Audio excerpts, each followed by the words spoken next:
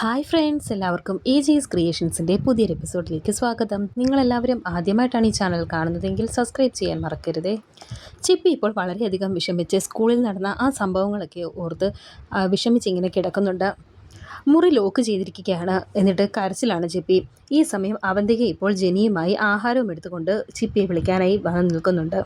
അവന്തിക ഇപ്പോൾ വളരെ സ്നേഹത്തോടെ തന്നെ വന്ന് ചിപ്പിയെ വിളിക്കുന്നുണ്ട്. എന്നാൽ ചിപ്പി ഒന്നും തന്നെ മിണ്ടുന്നുമില്ല, വാതിലോട്ട് തുറക്കുന്നുമില്ല.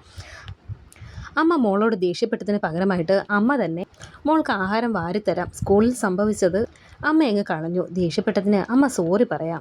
ഈ ലോകത്ത് ഈ അമ്മ മോളുടെ മുന്നിൽ മാത്രമേ തോക്കത്തുള്ളൂ എന്ന് മോൾക്കറിയില്ലേ? അതെന്തുകൊണ്ടാണെന്ന് അറിയാമോ? എൻ്റെ മോളെ അമ്മയ്ക്ക് അത്രയ്ക്ക് ഇഷ്ടമുള്ളത് കൊണ്ടല്ലേ.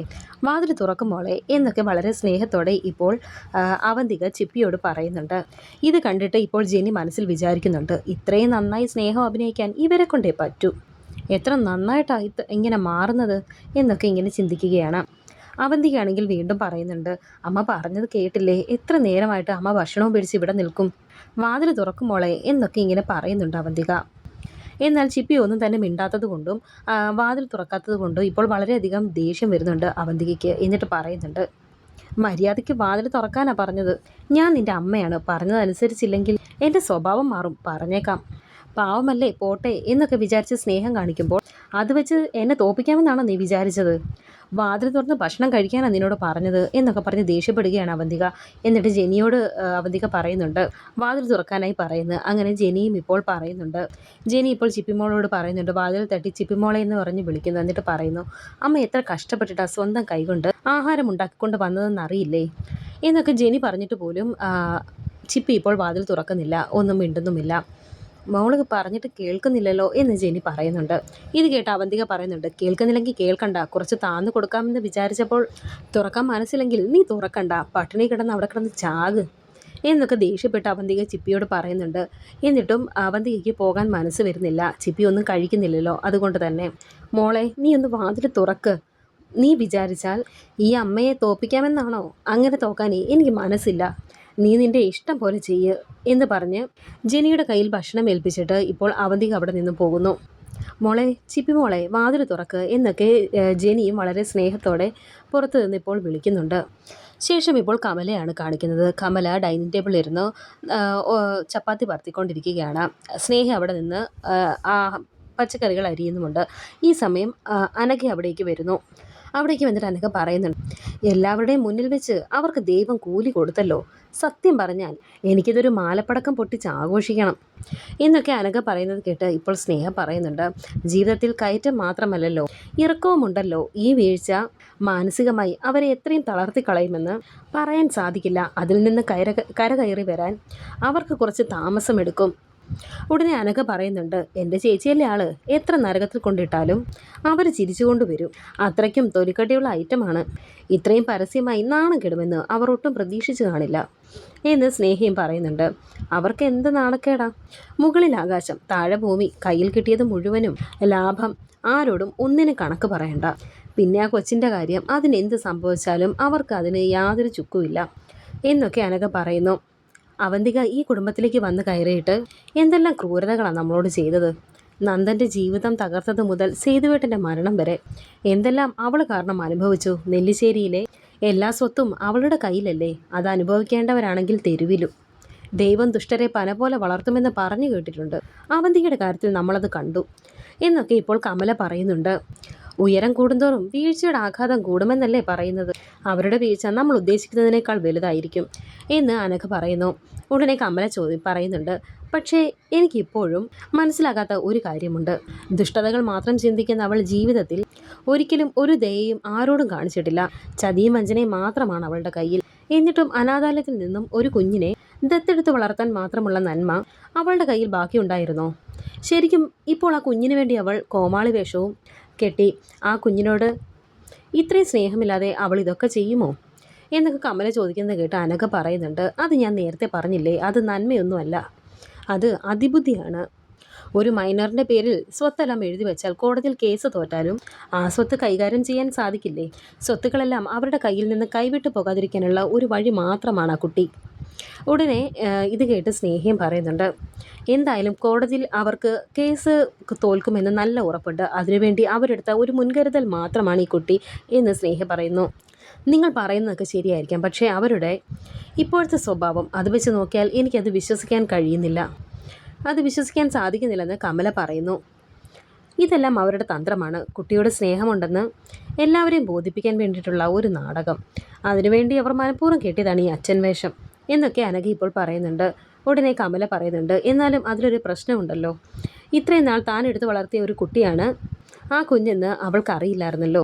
അത് കേട്ടപ്പോൾ ആ കുഞ്ഞിന് ഇത്രയും സങ്കടമായെങ്കിൽ ഇനി ആ കുഞ്ഞ് അവന്തിക്ക് അമ്മയെ സ്നേഹിക്കുമോ? ആ കുഞ്ഞിൻ്റെ മുന്നിൽ തോറ്റുപോയാൽ പിന്നെ എല്ലാം പോയില്ലേ? ഉടനെ സ്നേഹ പറയുന്നുണ്ട്, എന്തായാലും എല്ലാവരുടെ മുന്നിൽ നിന്ന് അവർ നാണം കിട്ടും. എല്ലാ കാലത്തും കാര്യങ്ങളെല്ലാം അവരുടെ വഴിക്ക് നടക്കില്ലല്ലോ.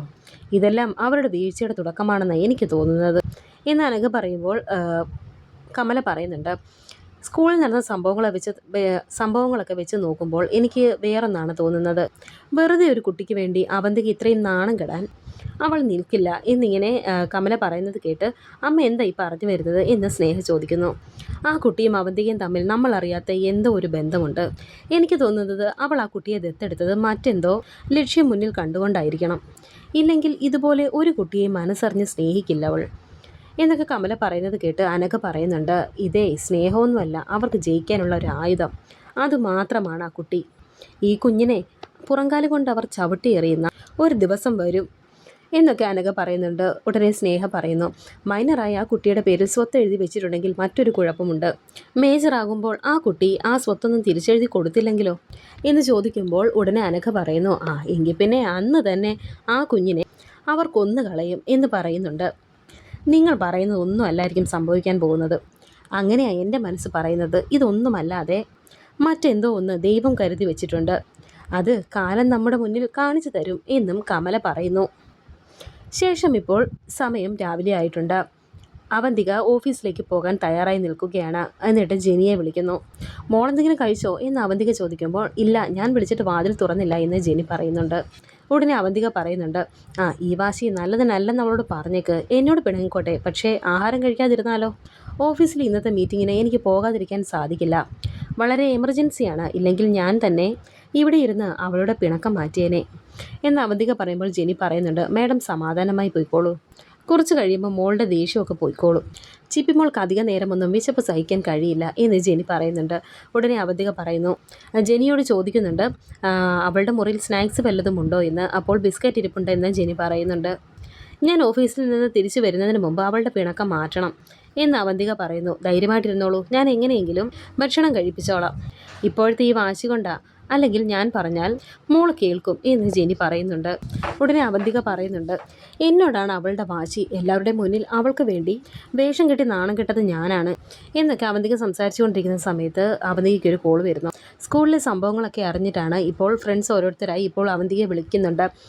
ഇതൊക്കെ കേട്ട് ഇപ്പോൾ അവന്തികയ്ക്ക് വളരെയധികം ദേഷ്യം വരുന്നുണ്ട്. എന്നിട്ട് പറയുന്നുണ്ട്, അവൾ എൻ്റെ മോള് മാത്രമാണ്, അവളുടെ അച്ഛനും അമ്മയും എല്ലാം ഞാൻ തന്നെയാണ്, നീ മറ്റൊന്നും അന്വേഷിക്കേണ്ട എന്ന് പറഞ്ഞ് ദേഷ്യത്തോടെ ആ ഫോൺ വെക്കുകയാണ്.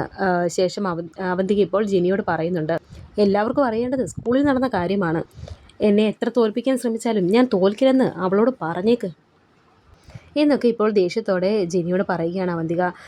കുട്ടിക്കൊരു അബദ്ധം പറ്റിയതാണ്, ഞാൻ എല്ലാം പറഞ്ഞ് മനസ്സിലാക്കിക്കോളാം എന്ന് ജെനി പറയുന്നുണ്ട്. അവൾ കാരണം ഇതുപോലെ ഫോണിൽ വിളിച്ച് എന്നെ ഓരോരുത്തരും പരിഹസിക്കാൻ തുടങ്ങിയിരിക്കുന്നു. ഞാൻ വിട്ടുകൊടുക്കില്ല, അവൾ എൻ്റെ മാത്രം മോളാണ് എന്നൊക്കെ അവന്തിക പറയുന്നുണ്ട്. മേഡം ധൈര്യമായിട്ട് പോയിക്കോളൂ, ഞാനെല്ലാം നോക്കിക്കോളാം എന്ന് ജെനി പറയുന്നു. ഈ സമയം അവന്തിക്ക് ഓഫീസിൽ നിന്ന് കോൾ വരുന്നു. അങ്ങനെ അവന്തിക അവിടെ നിന്ന് ഓഫീസിലേക്ക് പോകുന്നു. അങ്ങനെ ഇപ്പോൾ ചിപ്പി ജനലിലൂടെ അവന്തിക പോയി എന്ന് ഉറപ്പ് വരുത്തുന്നുണ്ട്. ശേഷം അവിടെ ഇരിക്കുന്ന ബാഗിൽ ചിപ്പിയുടെ യൂണിഫോമും വസ്ത്രങ്ങളും എല്ലാം എടുത്തു വയ്ക്കുകയാണ്. ഈ സമയം അടുക്കളയിൽ നിന്ന് ജെനി ചിപ്പിമോൾക്കുള്ള ജ്യൂസൊക്കെ ഉണ്ടാക്കിക്കൊണ്ടിരിക്കുകയാണ്. എന്നിട്ട് പറയുന്നുണ്ട്, കുട്ടിയെ കുറ്റം പറഞ്ഞിട്ട് എന്താ കാര്യം? സത്യത്തിൽ ചിപ്പിമോളെ മേഡം ദത്തെടുത്തത് തന്നെയാണോ?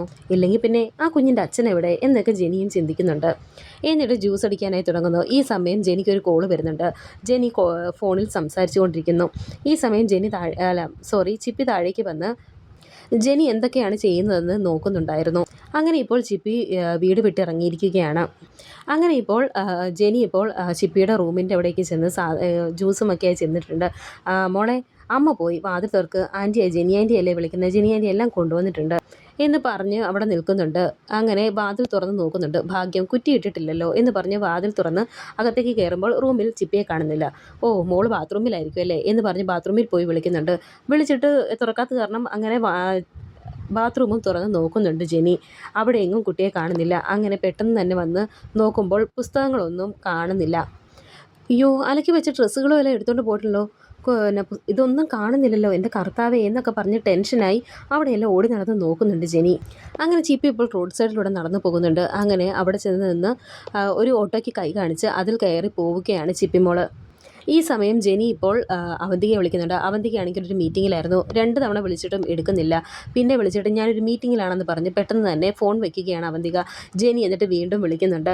ഉടനെ വീണ്ടും അവന്തിക അങ്ങനെ വിളിക്കുന്നത് കണ്ട് ഫോൺ എടുക്കുന്നുണ്ട്. എന്താ പറഞ്ഞാൽ മനസ്സിലാവില്ലേ എന്ന് ചോദിക്കുമ്പോൾ, മേഡം ചിപ്പിമോളെ ഇവിടെ കാണുന്നില്ല എന്ന് കരഞ്ഞുകൊണ്ട് ജെനി പറയുന്നത് കേട്ട് ഞെട്ടി പെട്ടെന്ന് അവിടെ നിന്നും എഴുന്നേൽക്കുകയാണ് അവന്തിക. വരാനിരിക്കുന്ന പുതിയ എപ്പിസോഡുകളുമായി വീണ്ടും കാണാം. Thank you for watching.